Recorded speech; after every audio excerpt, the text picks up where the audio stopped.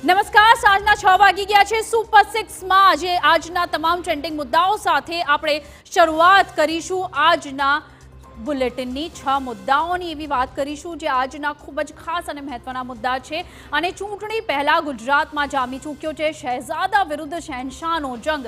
જણાવીશું કે online reels જોઈને અખતરા કરતા પહેલા તમારું ચેતવું શા માટે છે જરૂરી અને સાથે જ એ પણ જણાવીશું કે મતદાન અંગે લોકોને જાગૃત કરવા માટે કેવી રીતે કરાઈ રહી છે અનોખી પહેલ। આવો સૌપ્રથમ નજર કરીએ આજના 6 મહત્વપૂર્ણ મુદ્દાઓ પર।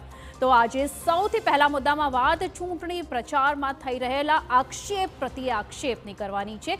7 મેના રોજ લોકસભાની ચૂંટણી પહેલા દિગ્ગજ નેતાઓ લઈ રહ્યા છે ગુજરાતની મુલાકાત। ત્યાં આજે બનાસકાંઠામાં કોંગ્રેસ નેતા પ્રિયંકા ગાંધીએ પીએમ મોદીને શહેનશાહ કહી કર્યા છે શાબ્દિક પ્રહાર, તો બીજી તરફ અમિત શાહે પણ શહેજાદા રાહુલને લઈને કર્યો કટાક્ષ।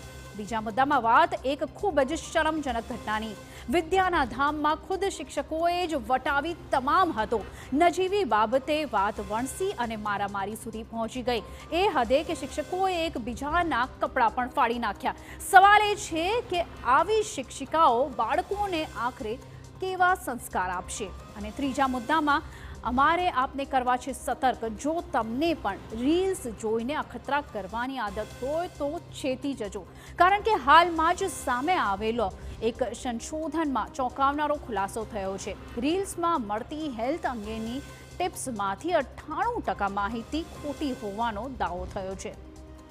તો આજના ચોથા મુદ્દામાં પણ એટલો જ આપણે વાત કરવાની છે। એક ખૂબ જ ચિંતાજનક એવો જ મુદ્દો છે। હવામાન વિભાગ દ્વારા ફરી હીટ વેવનું એલર્ટ જાહેર કરવામાં આવ્યું છે અને આ યલો એલર્ટ છે ન માત્ર સ્થાનિકોની પણ ચૂંટણી પંચની પણ આને વધારી દીધી છે ચિંતા, કારણ કે 7 મેના રોજ તાપમાનનો પારો ઊંચો જવાની છે પૂરેપૂરી શક્યતા।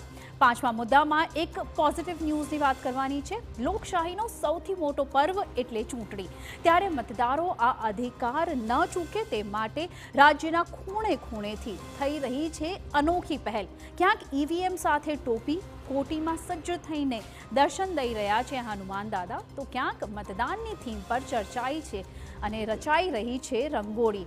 અને અંતમાં આપણે વાત કરીશું આવા જ એક પોઝિટિવ ન્યૂઝની। કાળઝાળ ગરમીમાં વધી રહી છે ગરમી અને સાથે જ શાળામાં વિદ્યાર્થીઓની હાજરી ઘટી રહી છે, ત્યારે બાળકોનો અભ્યાસ ન બગડે તે માટે તમામ સ્કૂલના ટીચર્સે કરી દીધું છે એક નવું સર્જન કે બાળકોએ છુટ્ટીને કહી દીધું છે બાય બાય અને સાથે જ સ્કૂલ બની ગઈ છે એમના માટે મસ્તીની પાઠશાળા।